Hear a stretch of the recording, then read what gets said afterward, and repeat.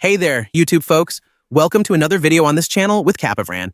Get your heart ready and stop everything. Stop the presses. I was preparing to analyze a Kasparov versus Anand game, and everything about this match is fascinating and peculiar. Now, Magnus Carlsen faces Faustino Uro, also in the 960 format in an official TIAS tournament.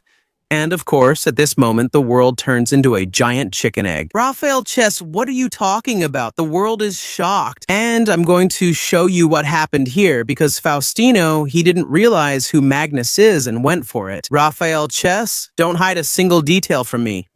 Exactly, but I'm warning you. Hold on to your chair. Get your popcorn ready when there's a fight. Now in chess and with the white pieces, Faustino Uro goes up against Magnus Carlsen after a tremendous confusion. Notice that there's a rook here, another one there. They're all in the corner, and the bishops are over there. Faustino accurately reads the position and plays f4. Now, look at what Magnus played.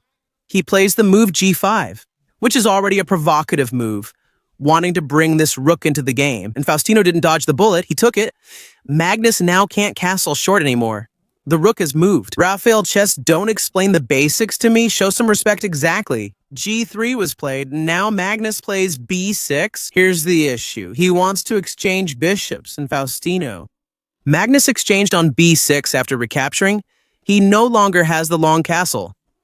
Both rooks have moved. Now, of course, Magnus, he's clever. We know he's clever. Is that it, Rafael Chess? When it rains, it turns to mud. It's dirty. You have to be careful, and it's a 3-0 game. Well, at this moment, Faustino moved the queen to f2. He's activating, he's going to castle. Magnus keeps the king on d5, plays Neruga, then moves the knight to d3. He's pushing his pieces forward. Naturally, Magnus keeps developing, and here, knight to e3. Be very careful, the pieces are active. Are you watching that pawn? Soon you'll have an h4, the rook won't defend, and Magnus plays d4. Now, this is the first remarkable moment of the game, because notice that Faustino didn't defend Rafael the knight. What do you mean he didn't defend? Did he counterattack? The rook... Magnus releases it in alto square, showing personality. Faustino goes on the offensive. If the chance arises, he'll take c6. Magnus must defend now. Naturally, the threatened knight moves to g2 rook to f5, pressures the queen. But that's not an issue. Faustino simply defends. Magnus plays h5, saying, hold on, your queen is vulnerable. But with that move, Magnus's pawn is now weak. Watch it.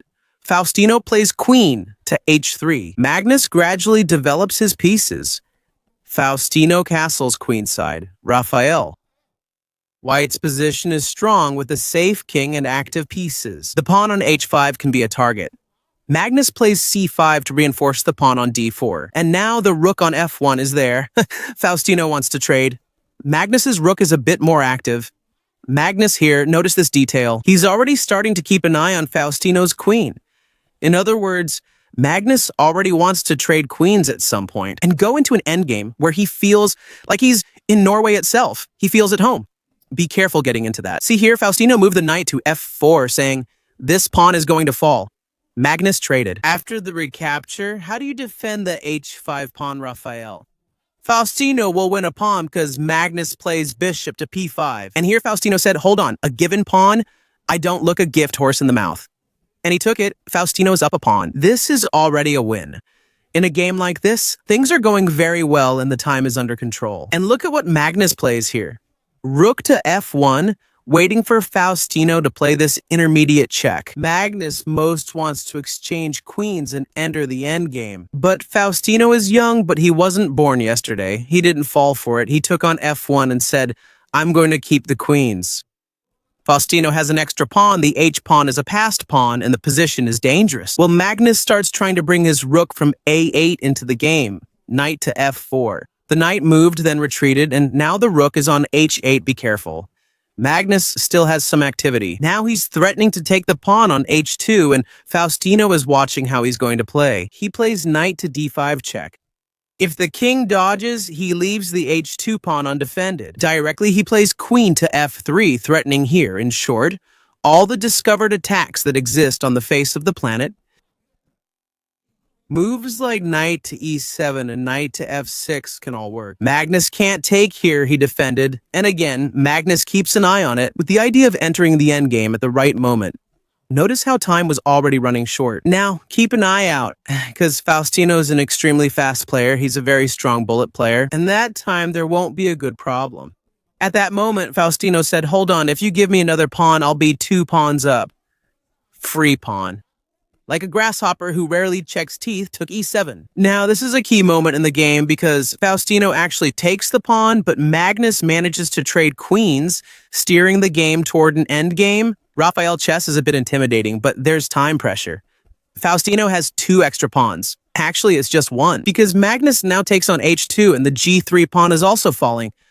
But the king is pretty safe. Faustino defended with f4, the bishop retreats and puts some pressure on the knight. Faustino counters, bishop to d8, and the clock is ticking. At this point, Faustino played b3, a logical move to open up the bishop. He'll prepare the idea of c3 at the right time. But now a problem arises. It's positional. Magnus plays king to c6 and the knight. No escape squares remain. Time was running out.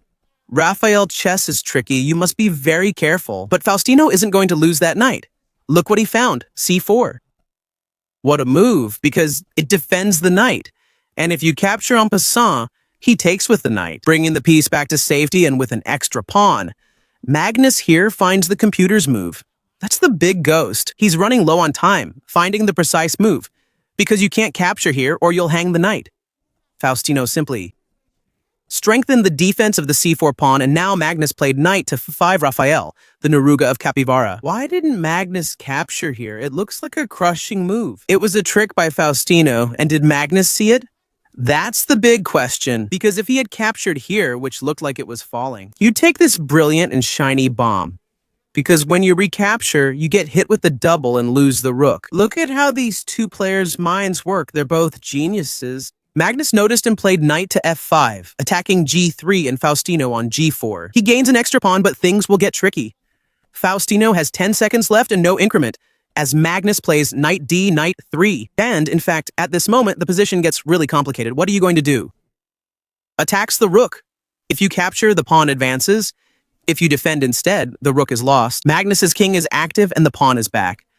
Faustino said, "No problem, I'll take here." But after the recapture, the problem actually arises. The pawn is there. 2 squares from promotion, it's the same old story again. In the endgames, Neruga is very complicated. And the position here, in short, it becomes lost because suddenly things are lost. Faustino tried the move rook e1, but now comes the last move of the game, which is bishop a5, threatening the rook and threatening if you move the rook anywhere. Play e2, e1, Faustino can't save it. He gave up the game. Raphael, why didn't Faustino take the offered pawn? Because if you make that move, you lose the rook. Magnus Carlsen would do better in this situation, but not without scars. In the lower back, you can feel the precision, of course, a shaken precision. Because in 960, you can't really understand what's happening there, at least not in the opening phase. The rest of the game was very well played by both. Here's one of Faustino's mistakes, the idea of going back.